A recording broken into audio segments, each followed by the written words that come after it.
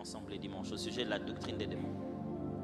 La Bible parle de la doctrine des démons, c'est des séductions et de l'hérésie qui sont enseignées dans le but réellement de détourner le peuple. Mais toute hérésie n'est pas toujours une doctrine des démons. Chaque fois que quelqu'un n'enseigne pas une vérité comme elle est censée être enseignée, ça peut fondamentalement être par rapport à la limite de sa connaissance ou alors à son ignorance, à la mauvaise information qu'il a reçue. Et quelqu'un peut avoir enseigné quelque chose pas bien avant et avec le temps il corrige. Ça demande un peu d'humilité, juste de dire voilà, je n'avais pas bien compris avant. Du coup, c'est une grosse responsabilité d'enseigner les autres. Donc, comme tu étais en train de dire, il existe donc aussi une façon de présenter, de vivre. Je vais t'utiliser des termes plus techniques. En théologie, on aime utiliser les termes orthodoxie et l'autre orthopraxie. L'orthodoxie fait penser au fait d'enseigner la droiture de la parole dans l'enseignement, la droiture de l'enseignement, de la doctrine. Et l'orthopraxie, c'est la droiture du vécu, de comment pratiquer cela, comment vivre. Autant on peut expliquer que c'est ça la puissance de Dieu, ça signifie ceci. Mais dans les vécus, il y a des vécus qui sont, je ne veux pas dire interdits, mais qui sont hérétiques. Les gens dépassent les bornes. Ou bien les gens sont partis dans une chose qui ne produit pas d'effet. Mais parce que l'émotion est là-dedans. Et je vous assure que ce n'est pas chrétien ça d'abord. Il n'y a pas que le christianisme qui a plusieurs doctrines ou hérésies. Il y en a dans toutes les religions. Dans toutes les religions où ils disent voilà ce qu'on enseigne, il y a toujours quelqu'un qui vient et qui fait plus, qui fait moins ou qui amène les autres dans une mauvaise direction. Donc ce n'est pas une affaire liée aux églises ou aux chrétiens. Donc il est possible qu'au niveau de l'orthopraxie, les gens pratiquent mal un enseignement. Ou les gens pratiquent, quand je dis mal, ce n'est pas parce que ils sont toujours en train de faire plus. Mais il y a aussi des gens qui ne font pas. C'est une mauvaise pratique. Qui disent que bon, l'Esprit de Dieu, cette histoire-là, non. Et c'est eux qui pratiquent mal la vérité.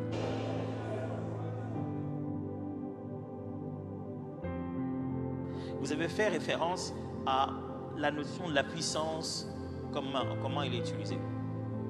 Et vous avez fait référence au texte de la Bible en disant que la seule fois où vous avez vu quelqu'un tomber dans la Bible avec Christ, c'était le jour où on est venu l'arrêter. Alors j'aimerais quand même vous prévenir sur une chose. Du point de vue de l'orthopraxie, ce n'est pas dans la Bible que vous trouverez chaque témoignage de la manière dont Dieu se manifestait. La Bible, surtout le Nouveau Testament, est claire en lisant Jean. Jean dit, Jésus-Christ a fait beaucoup d'autres choses qui ne sont pas écrites dans ce livre. Et si on devait écrire un livre, même le monde ne pourrait pas contenir. C'est-à-dire sur la manière dont certaines choses sont vécues. Elles ne peuvent pas être vécues copier-coller de la Bible. Impossible. Parce que dans la Bible, on n'a pas mis tous les cas. C'est-à-dire qu'une chose peut être vécue, un moment où tu te dis, ça c'est incroyable. Le plus important, c'est les témoignages de l'Esprit et la vérité des principes bibliques qui s'appliquent là-bas. Mais tu ne peux pas dire à quelqu'un que non, quand la puissance de Dieu te touche, tu ne peux pas tomber. Non, non, non. Mais est-ce qu'il est vrai que les gens ne débordent pas? Je te dis, les gens, ils débordent dans tout. Revenons dans le fait que tu as présenté de Gethsémane. Dans Gethsémane, Jésus, il n'y a pas eu une confrontation spirituelle. Ils sont venus, ils ont dit, nous cherchons Jésus. Il dit, c'est moi. Et il tombe. Il ne les a pas attaqués. Il tombe comme ça. Toutes les fois qu'il tombe, c'est parce qu'il leur a dit que c'était lui. Juste une puissance sortait de lui. Boum, il tombait. Et la Bible n'avait pas pour but de décrire les tombées. Elle avait pour but de décrire les guérisons. Vous regardez Luc, vous regardez Marc. La Bible dit, Jésus arrivait à un endroit, tout le monde commençait à le toucher. Parce qu'une puissance sortait de lui. Et les guérissait. On a eu deux cas de personnes de possession démoniaque qui sont tombées et qui ont commencé à écumer. Épilepsie ou quoi que ce soit. Par la puissance de Dieu. Puissance n'est pas égale à tomber. La puissance de Dieu peut opérer sans que les gens n'aient besoin de tomber.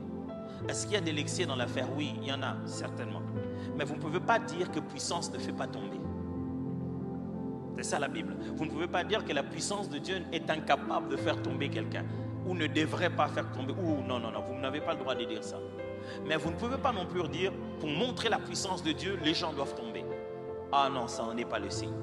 Vous ne pouvez pas affirmer que tous ceux qui tombent par la puissance. Surtout ça, je peux moi oser vous dire que très souvent, ce n'est pas par la puissance. C'est soit l'effet de surprise, soit mentalement il est déjà préparé à ça. Mais la puissance de Dieu, si tu veux me demander si la puissance de Dieu peut faire tomber quelqu'un, absolument que oui. Le fait tomber pourquoi? C'est ça la question. Le fait tomber pour faire une œuvre ou juste pour montrer qu'il était debout et il est tombé. Parce qu'il y avait une puissance.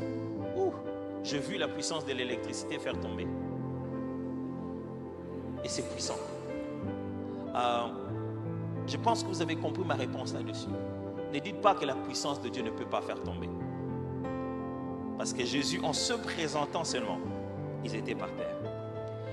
Mais ne dites pas que tomber est le signe ultime de la puissance. Parce que la puissance de Dieu, telle qu'elle habite en nous tout le jour, elle est là. Nous sommes remplis du Saint-Esprit et on n'entend pas. Donc puissance ne signifie pas toujours faire tomber. Et au troisième niveau, j'ai dit tomber oui, mais tomber pourquoi? Quel est le but? Quel est le travail qui est fait dedans?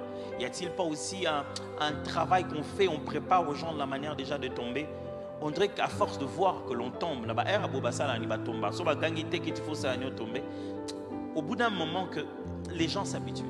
Mais j'aimerais insister, la puissance de Dieu, elle est suffisante.